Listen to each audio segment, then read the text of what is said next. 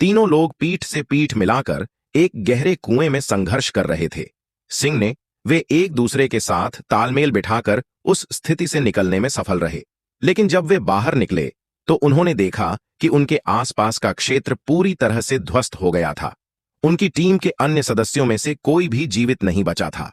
इसके बाद वे अपने आधार से निकलकर चले गए, लेकिन मजबूत नाम के एक व्यक्ति को पता था कि इस तरह के हमले का आदेश देने वाला केवल राष्ट्रपति ही हो सकता है। उस समय राष्ट्रपति मीडिया के सामने एक बयान दे रहे थे, जिसमें उन्होंने झूठा आरोप लगाया कि विशेष बलों ने व्हाइट हाउस के खिलाफ विद्रोह किया है और उन्होंने उन्हें खत्म करने के लिए लोगों को भेजा है। इसके बाद वह एक भूमिगत बंकर में गया, जहां असली राष्ट्रपति को कैद में रखा गया था।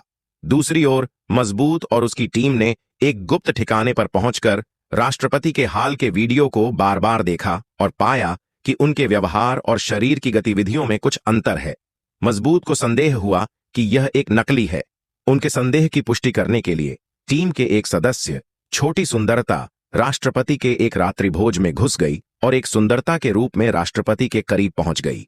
उसने सफलतापूर्वक राष्ट्रपति के बाल प्राप्त किए और डीएनए मिलान के बाद यह पता चला कि राष्ट्रपति वास्तव में एक नकली था।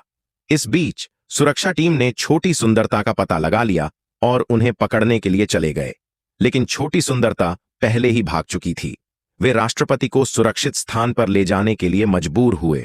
मजबूत ने राष्ट्रपति को मारने की योजना बनाई थी, लेकिन तभी एक अजीब चीज हुई।